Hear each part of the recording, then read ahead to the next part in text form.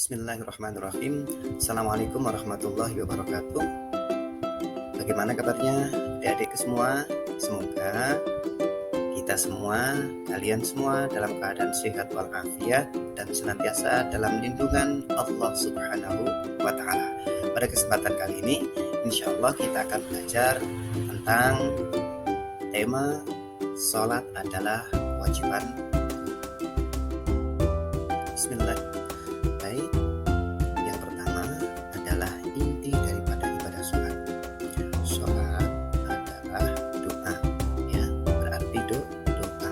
Sholat secara istilah diartikan sebagai serangkaian ucapan dan gerakan yang tertentu diawali dengan takbiratul ihram dan diakhiri dengan salam. Jadi sholat berarti demikian, ya. Sholat yang kita laksanakan ini untuk membuktikan pengabdian diri kita kepada Allah Subhanahu wa Ta'ala. Karena yang menjadikan kita adalah Allah, maka Allah perintahkan kepada kita untuk mengabdikan diri kita kepada Allah. Melaksanakan sholat berarti menyembah Allah, berdoa, memohon ampun dan bersyukur kepada Allah Subhanahu wa Ta'ala. Itulah makna sholat. Kemudian inti daripada ibadah sholat selanjutnya adalah sholat merupakan ibadah yang pertama kali yang akan diperhitungkan oleh Allah kepada kita nanti di hari kiamat. Ketika kiamat datang, nanti amalan pertama yang akan ditanyakan oleh Allah adalah sholat kita. Kemudian sholat itu bisa mencegah seseorang daripada perbuatan keji dan mungkar. Selanjutnya kita akan belajar tentang hikmah sholat. Hikmah sholat yang pertama adalah mengingat Allah Subhanahu wa Ta'ala. Yang kedua, kita akan semakin dekat dengan Allah. Yang ketiga, kita akan disiplin di dalam mengatur waktu. Yang keempat adalah hidup bersih. Dan yang kelima adalah hidup tertib dan teratur. Itulah di antara hikmah sholat yang kita lakukan. Hikmah selanjutnya adalah bersikap rendah hati. Orang yang melaksanakan sholat, hatinya akan senantiasa rendah hati karena dia diajarkan di dalam sholat tentang takbir, tentang sujud dan lain sebagainya. Kemudian hidup damai dan menyebarkan keselamatan. Selanjutnya, hati orang akan menjadi lebih tenang. Hikmah selanjutnya, sholat itu membina kebersamaan, persatuan, dan persaudaraan.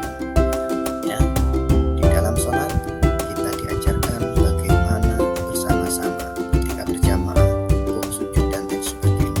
Kemudian selanjutnya adalah memelihara diri dari perbuatan dosa. Orang tersebut akan terjaga daripada perbuatan dosa ketika melakukan sholat. Kemudian selanjutnya adalah syarat-syarat sholat. Dalam syarat sholat yang pertama adalah beragama Islam. Ya, orang non muslim tidak wajib untuk sholat. Yang kedua adalah balik. Ya, artinya sudah cukup umur. Ya, balik bagi laki-laki 12 tahun, kalau bagi seorang perempuan dia sudah mengalami menstruasi atau haid. Ya. Syarat berikutnya adalah berakal. Artinya orang yang tidak punya akal tidak wajib untuk sholat.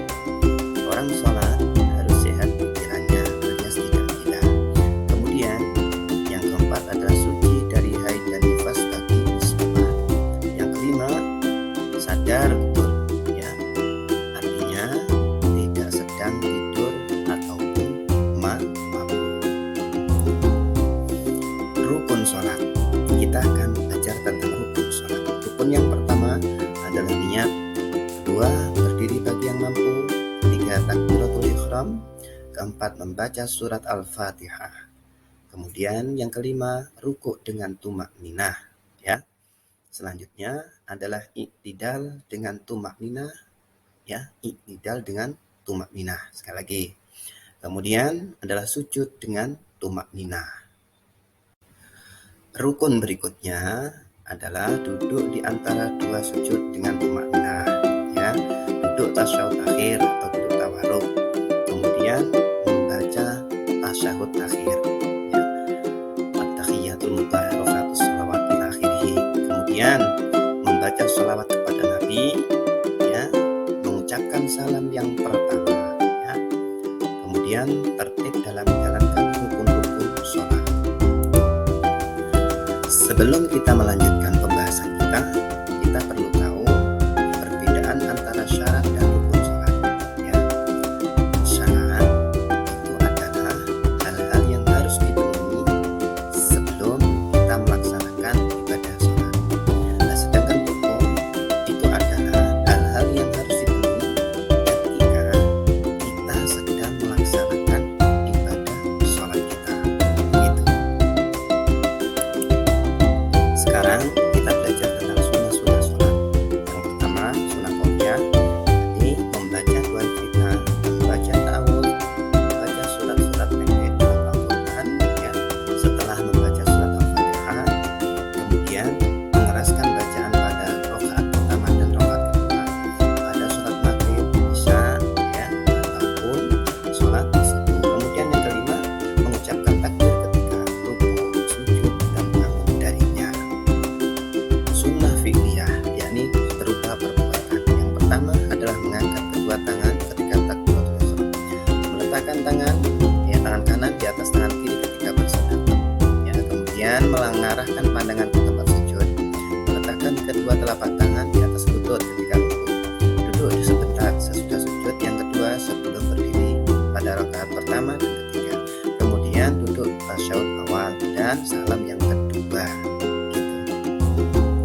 Pada bahasan berikutnya adalah hal-hal yang membatalkan sholat kita, ya. Yang pertama adalah berhadas, baik hadas kecil apalagi hadas besar, ya. Kemudian tidak terpenuhinya salah satu syarat sah daripada sholat kita, ya. Yang ketiga adalah meninggalkan salah satu rukun sholat, ya, yang kita lakukan. Yang keempat adalah menambah rukun sholat kita, ya. Hal yang membatalkan selanjutnya adalah makan atau minum dengan sengaja, ya. Orang sholat makan dan minum sengaja bisa batal. Kemudian berkata-kata atau berbicara dengan sengaja, ya. Kalau tidak sengaja, ya otomatis tidak. Kemudian mendahului imam dalam hal dua rukun, ya, mendahului gerakan-gerakan imamnya. Kemudian yang kelima adalah, yang selanjutnya adalah terbukanya aurat.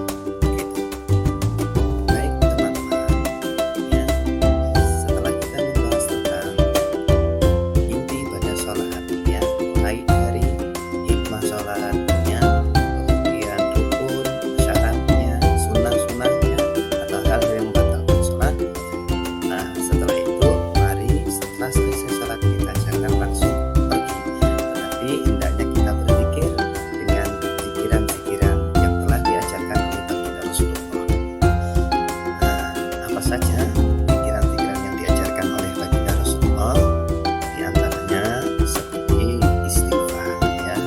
Istighfar 3 kali, ya. Astagfirullahaladzim sampai akhiri, macam-macam istighfarnya. Astagfirullahaladzim dan selanjutnya pilihannya banyak, ya. Dan Allahumma antas salam wa minkas salam wa ilaika salam sampai terakhir dan selanjutnya.